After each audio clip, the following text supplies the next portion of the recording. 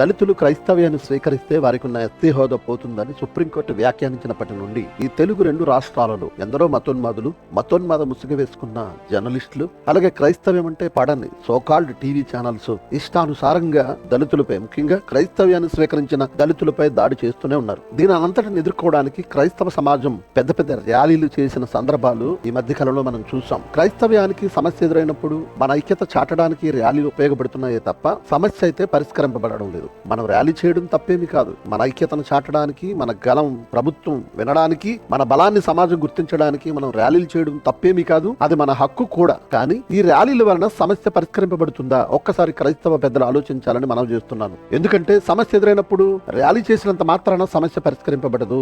Rally చేయడానికి పురుకొల్పిన పెద్దలు సమస్య పరిష్కార దిశగా కూడా అడుగులు వేస్తే మంచిదని, ఒక సమస్యను ఎలా ఛేదిస్తే, ఎవరిని సంప్రదిస్తే, ఎవరికి మెమరాండం ఇస్తే ఏ విధంగా సమస్య పరిష్కారం అవుతుందో ఆ దిశగా అడుగులు వేస్తే ఖచ్చితంగా సమస్య పరిష్కారానికి దోహదపడుతుంది. కానీ మనమంతా ర్యాలీ చేసేసాము కదా, సమస్య పరిష్కారం అయిపోతుంది అనే భ్రమలో ఉంటే మాత్రం క్రైస్తవులపై జరుగుతున్న దాడులు గాని, దళితులు క్రైస్తవులైతే వారికి ఉన్న ఎస్సీ హోదా రద్దవుతుందనే ఈ సమస్యలు పరిష్కారం ఎంత మాత్రం కావు.